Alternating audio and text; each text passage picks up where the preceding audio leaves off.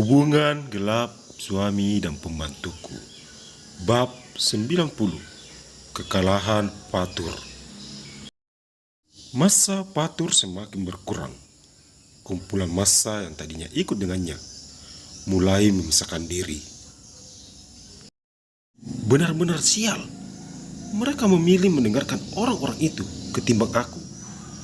Aku sudah mengeluarkan modal banyak untuk demo ini, tapi mereka sudah tidak mengindahkan perintahku.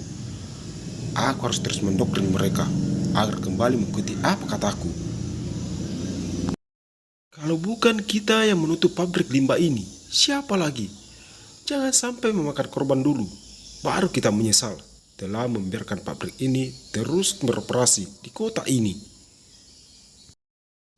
Wahai saudara-saudaraku sekalian, jangan sampai terprovokasi untuk melakukan sesuatu yang melanggar hukum hanya demi kepentingan pribadi atau kelompok.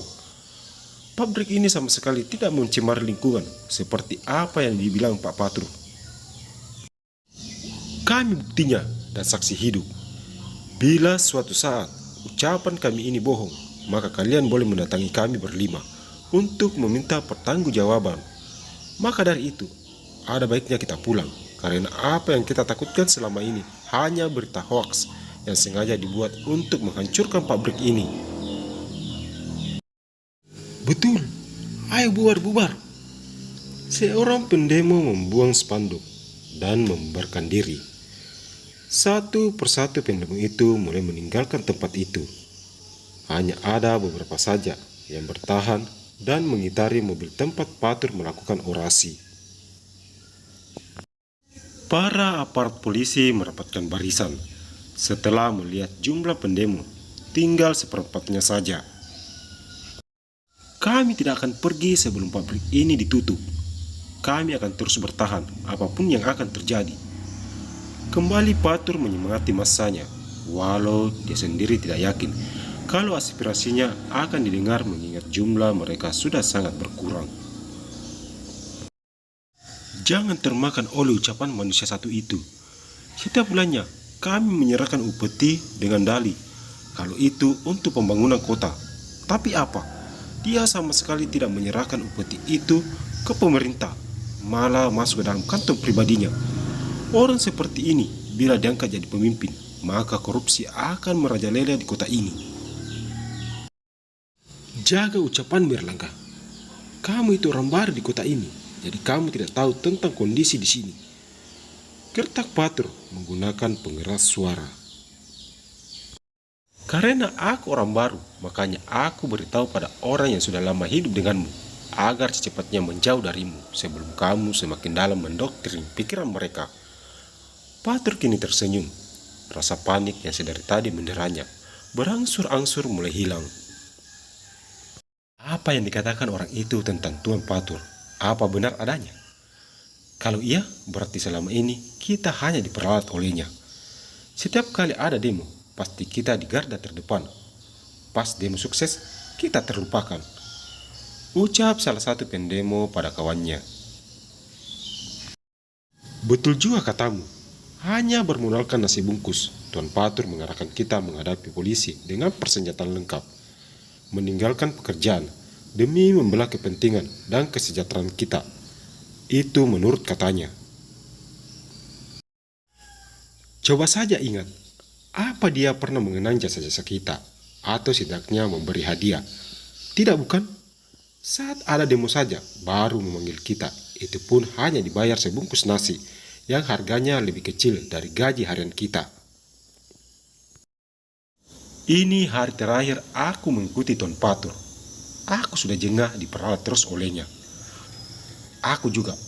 Mending aku bekerja, gajinya bisa buat makan sekeluarga, daripada harus bertaruh nyawa hanya untuk membela kepentingan yang sama sekali tidak ada gunanya buat kita rakyat kecil. Setuju. Perhatian semua, waktu untuk demo sudah berakhir sesuai kesepakatan. Sekarang kalian boleh meninggalkan tempat ini. Perintah seorang aparat menggunakan pengeras suara. Sampai kapanpun kami tidak akan pergi sebelum pabrik ini benar-benar tutup dan pergi dari kota ini. Balas Patur. Baiklah kalau itu mau kalian. Mau tidak mau, kami harus melakukan tindakan agar kalian segera pergi dari sini. Pasukan, gerakan gas air mata dan semprot mereka dengan air. Siap. Mobil pemadam kebakaran beserta mobil polisi sudah bersiap-siap menembakkan air dan gas air mata. Belum juga para aparat itu menembakkan senjata mereka. Para pendemo sudah kocar-kacir dan berhamburan pergi meninggalkan tempat itu. Hai, kalian jangan takut. Mereka hanya mengancam kita. Patur berteriak sekencang mungkin, tapi para pendemo itu sama sekali tidak menghiraukan ucapannya. Mereka terus berlari hingga hilang entah kemana. Sekarang, apa Pak Patur masih ngotot tinggal di sini setelah melihat para anggota sudah pada kabur? Sampai kapanpun, aku akan terus di sini sampai aspirasi rakyat terdengar. Kami sudah memperingatkan. Sekarang tembakkan air ke arah mobilnya. Semburan air meluncur deras ke arah mobil Patur. Patur masuk ke dalam mobil hingga air sama sekali tidak membasahi tubuhnya. Mobil Patur hanya bergerak sedikit hingga mobil pemadam itu berhenti. Beri jalan. Kalau dia masih tidak mau pergi dari sini, biar aku yang meratakan dia bersama mobilnya dengan aspal. Terdengar suara Pak Reno yang saat itu sedang duduk di atas ekskavator. Pak Reno menjalankan mobil ekskavator itu sejajar dengan mobil pemadam dan beberapa mobil kepolisian. Aku hitung sampai 3. Kalau kamu masih bertahan di dalam mobilmu, maka aku tidak akan main-main dengan ucapanku. Fatur yang masih berada dalam mobil masih terlihat santai. Sepertinya dia sama sekali tidak takut dengan ancaman Pak Reno. Dalam hati, tidak mungkin Pak Reno berani merusak mobil mewahnya. 1, 2, 3. Dalam hitungan ketiga itu, Pak Reno mengangkat repair bucket ke udara. Sedikit demi sedikit, alat berat itu maju mendekat ke arah mobil Patur. Masih sama seperti tadi, Patur masih terlihat santai di dalam mobil. Pak Reno menurunkan buket atau keranjang alat berat itu pas di atas mobil Patur. Mobil Patur bergerak hebat. Patur membuka pintu mobil dan bergegas keluar. Apa yang kamu lakukan dengan mobil mewahku ini?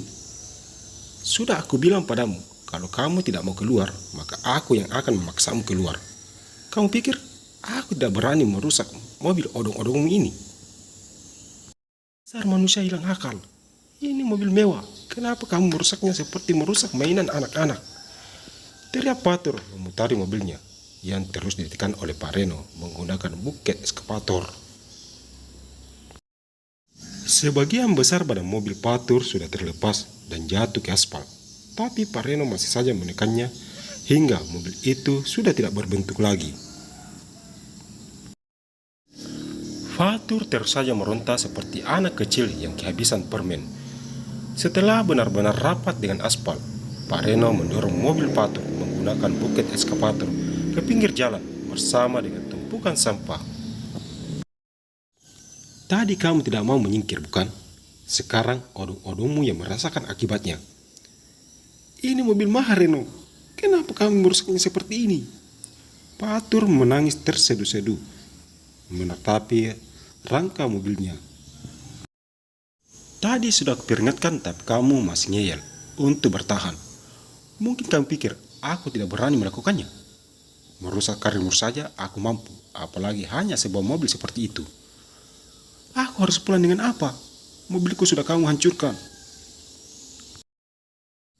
Kalau kamu tanya aku akan memberimu saran agar kamu jalan kaki. Mungkin dengan cara itu, lemak yang tersumbat dalam otakmu, yang isinya hanya kejahatan, bisa terbakar dan menjadi kalori, hingga kamu bisa berpikir jernih ke depannya. Reno pergi meninggalkan Fatur begitu saja dan masuk ke dalam mobil.